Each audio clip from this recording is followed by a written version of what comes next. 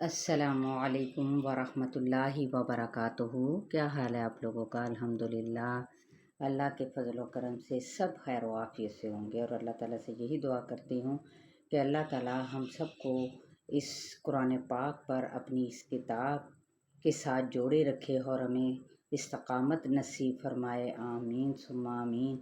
और हम जितना ज़्यादा हो सके एक दूसरे को ये दीन का पैगाम देते रहें। और ये चैनल जौन सा है बहुत ही आसान आप लोगों के लिए आसान तरीके के साथ आप लोगों को समझाने के लिए यहाँ पर दिया जा रहा है। हर लेसन, हर कायदा, हर मखरज, हर चीज़ पर फोकस करवाया जा रहा है ताकि आप लोग आसानी के साथ आम फहम का भी इसको सीख सके। जितनी आसान अल्फाज में आप लोगों को तत्बीक और साथ में रूल्स करवाए जाएंगे उतना ही आप लोगों के लिए आसान हो जाएगा इस लेसन को सीखना, कुरान पाक को समझना, उसके मखारिज, उसके कवायद और उसकी सिफ़ात के साथ इंशाअल्लाह।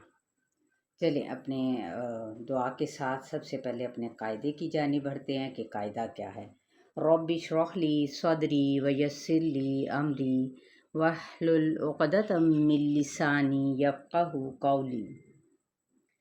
आज हम देखेंगे तरफुल लिसान। ये तरफुल लिसान क्या है? यानी ज़ुबान की नोक, ज़ुबान का वो हिस्सा जो सनाया, रुबाई और अनियाब के सामने आता है। और तरफुल लिसान के 5 मखारिज हैं जिनसे 11 हरूफ निकलते हैं। सबसे पहले आज हम देखेंगे नून और रॉ को। तो नून का मखरज देखते हैं। जब ये देखें नून कहाँ से निकलता है, उसकी अदायगी जौन सी है तरफुल लिसान, यानी जब सनाया उलिया के मसूड़ों से लगे। तरफुल लिसान किसे कहते हैं? ज़ुबान की करवट को। ठीक है, यानी करवट क्या कहलाती है? ज़ुबान का मोटा किनारा। ये हम लोगों ने सबसे पहले याद रखना है। तो ज़ुबान का किनारा जब सनाया, सनाया क्या है? जो ऊपर वाले 2 दांत सनाया उलिया और नीचे वाले सनाया सुफला, 2 दांत फ्रंट वाले जो होते हैं उनको कहा जाता है। उसके साथ ही रुबाई, ऊपर नीचे के दांत और अनियाब के मसूड़ों से लगे तो नून अदा होता है। इसी तरह अगला मखरज जो देखते हैं उसमें है रॉ, यानी ज़ुबान का किनारा मा पुश्ते ज़ुबान जब सनाया और रुबाई के मसूड़ों से लगे तो रॉ अदा होता है।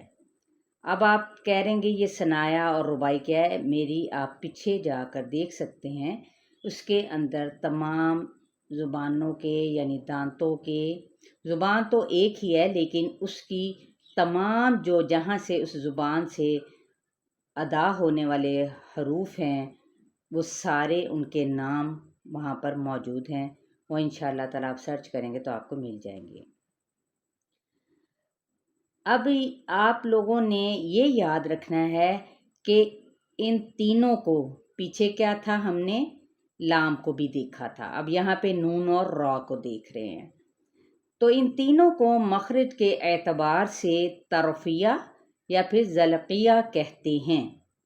फ़र्क आपने बस याद रखना है। ये बेहतरीन टिप है, इसको गौर व फिक्र के साथ याद करें और साथ में ज़हन नशीन करते हुए लिख लेंगे तो और ज़्यादा बेहतर है, क्योंकि लिखा हुआ जो सा होता है वो आप कभी भी भूल नहीं सकते।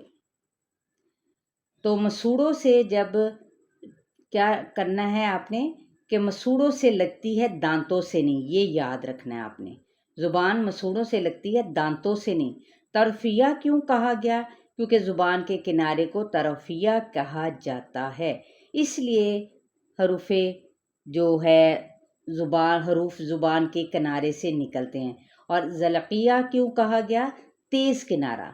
तो तेज़ किनारे से ये हरूफ ज़ुबान के तेज़ किनारे यानी पतला जो हिस्सा होता है ज़ुबान का, उससे ये निकलते हैं हरूफ।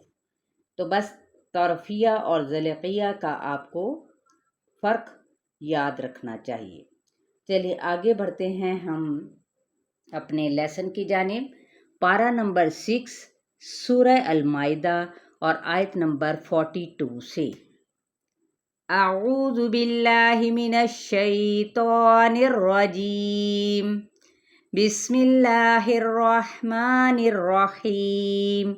سماعون للکذب اکالون للسحت، فإن جاءوك فاحكم بينهم أو أعرض عنهم، وإن تعرض عنهم فلن يضروك شيئا،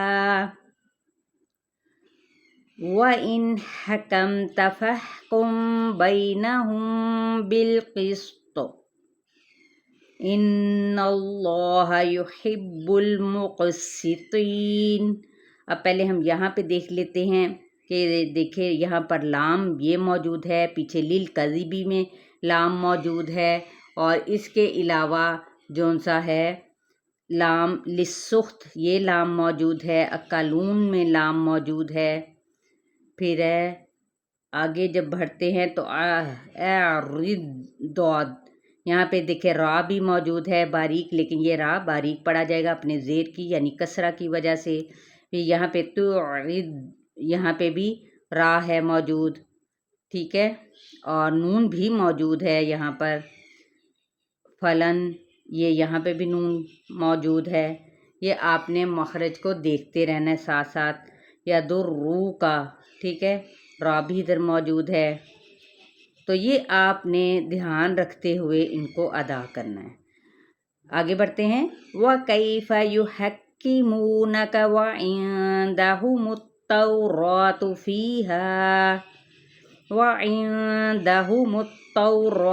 فِيهَا حُكْمُ اللَّهِ ثُمَّ يَتَوَلَّوْنَ مِن بَعْدِ ذَلِكَ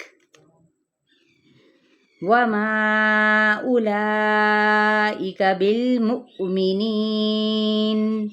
اب یہاں پہ بھی آپ لوگ دیکھیں گے، را کو بھی دیکھیں گے، اور اس کے علاوہ لام جو تھا اس میں جلالہ کے اندر آ رہا ہے، اور جی یہاں پہ بھی اولئک بال، یہاں پہ بھی لام، ٹھیک ہے۔ چلیں الحمدللہ میں اس امید کے ساتھ یہ خیال رکھتی ہوں اس بات کا کہ آپ لوگوں کو اس کی اچھی طریقے سے سمجھ آ چکی ہوگی، اور یہ لام، نون اور را کے مخارج کو بھی آپ لوگوں نے اچھے طریقے سے سمجھنا ہے، اور اس کو لکھ لیا کریں خاص طور پر یہ پوائنٹس، ٹھیک ہے۔ اور آج 42 اور 43 آیات پڑھی گئی ہیں، آپ لوگوں نے اسے بہت اچھے طریقے سے سیکھنا ہے۔ اپنا بہت سارا خیال رکھیے گا، شیئر کرنا بالکل نہ بھولیں۔